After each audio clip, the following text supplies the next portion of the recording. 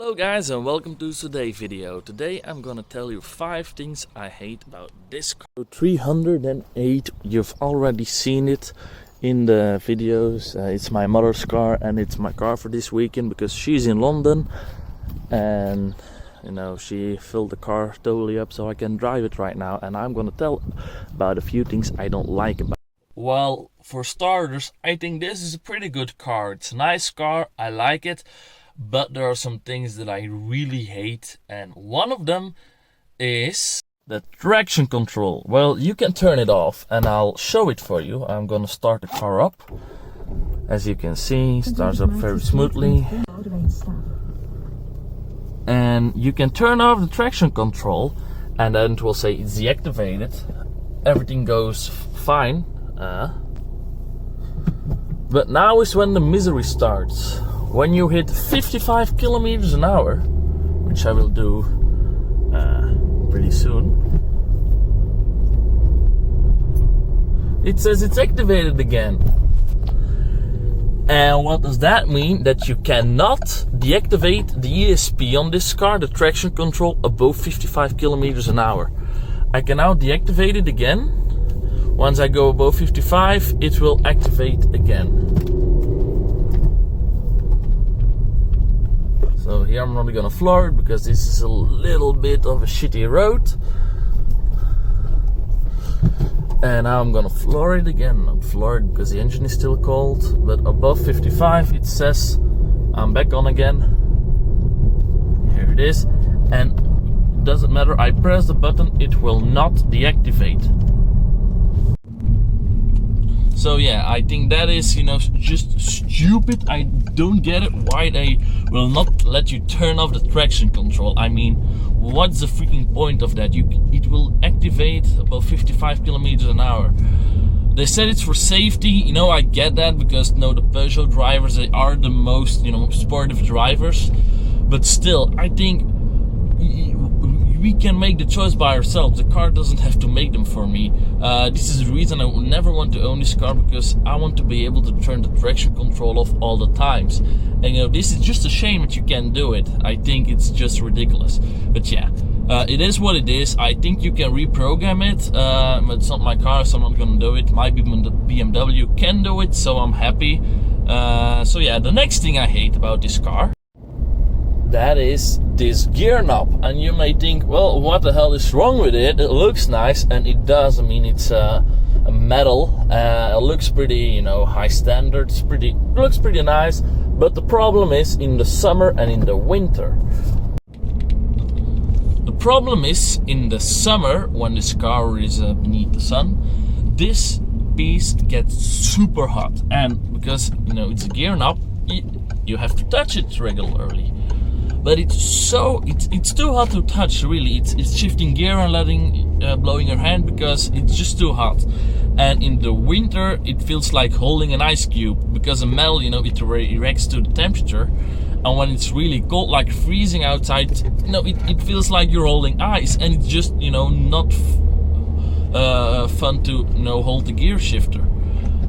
So yeah, and when it's hot, it's like boiling. When in temperatures like now, I mean, it's 10 degrees.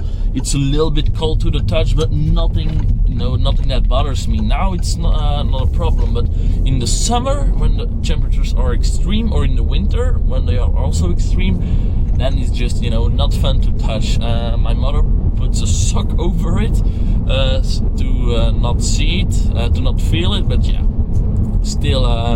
No, it's not a nice thing. My BMW has a high quality standard gear knob, and it's not as nice as this metal, I have to agree. But still, it's touchable in every temperature. So yeah, that's a big difference. Well, then, number 3 I don't like. And the third thing I don't like about this car, and it started raining, always fun. But the third thing I don't like about this car are the speakers.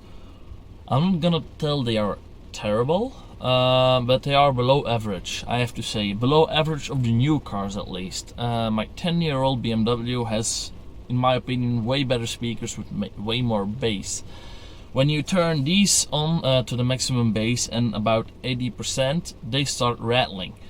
Everything starts shaking, but not in a good way, like in cheap way. The bass isn't strong. Sound gets distorted very fast. I mean, I don't like the speakers at all.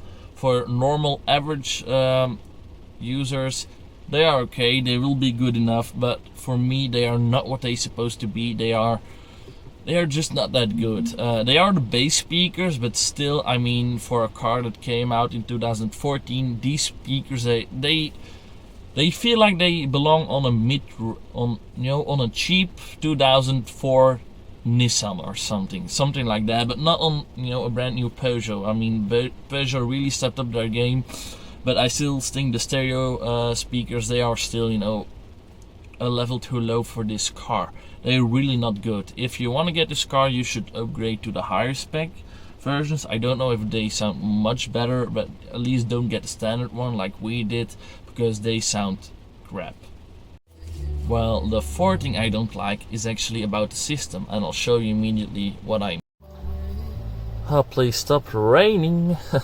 But anyway, here, the system. Well, it has a pretty clean look, and I don't think it looks terrible. I mean, it gives the dashboard a pretty fresh look. You only have 5 buttons here and the volume. That's about it. Pretty clean dashboard. Everything is settled up here, and it's not a difficult menu to use. That's not a problem. But the responsive, the touchscreen is not that responsive, and just basic stuff takes very long. On a normal car, when you imagine you have cold feet and you want to turn the heaters on the feet at pretty high blowing and pretty hot air, you just turn tick tick tick and you're done. Here you have to do something completely different. First, while driving, it's not that difficult. You have to press this button, then you have to press this, and then if you want for both, and you have to choose how hard do you want it to be, like this. And as you see, it doesn't respond every time very well. And then if you want to on both feet, you have to turn this on 1,000 times and this on. I mean, if you've seen it, it took like 15 seconds, and while I'm standing still, it's not a big deal. I'm gonna turn it off now because it makes a little bit too much noise, but it's not what I want. So yeah, I mean, it takes a pretty long time, and in a normal car it's like chick chick chick and you're ready. I mean, while you're driving, that's pretty actually dangerous to do, because it takes you off the road pretty long. You can ask your passenger if you have one at that moment, but I mean, it's not a good thing, and the touchscreen isn't that responsive.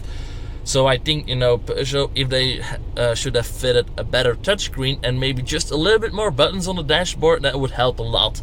But now I'm really not happy with how it works on this car. Well, and then the fifth thing and the final thing I don't like about this one is the steering wheel. And yeah, so what the thing I don't like about it is, it looks pretty nice. It has some buttons which just do some basic stuff. But what I really don't like about this car is a small steering wheel. I mean, look at the size of my hand. I don't have very huge hands, but look at the size. I mean, the steering wheel is just way too small, I have to say. The car, it steers very easy. I mean, I'm standing still and I can do this with one finger. It steers very light, and for like in the city driving or maneuvering, it's pretty good. But the problem is when you're driving, a little bit faster in the corners, which I do sometimes with this car, the steering gets really nervous. When you're driving in a corner on a highway at a high speed, it starts acting weird. It doesn't give you good feedback. And with my car, I can perfectly cut that corner just in one piece. And this is like you're doing it in pieces like this. And that's not what I like about this, because it doesn't give you any feedback, and it's on high speeds. When you're driving sportive, it's pretty nervous. The steering wheel is nervous to drive, and I'm just not a big fan of it. I think for a normal driver who just steers and is doing 7 kilometers an hour and some highway driving, the steering wheel is fine. But for me, no, I think it's for sportive driving, it's crap. It doesn't give you any feedback, and it's also harder to control a smaller steering wheel. I'm more used to a little bit bigger steering wheel. It gives me a better feeling. But yeah, that's about it actually. So yeah, these are the 5 things I don't like about this car. I still think it's a good car. It really is. But these are the 5 things I actually don't like about it. I hope you guys liked this video. If you did, please leave a like and subscribe. See you guys next time. Bye.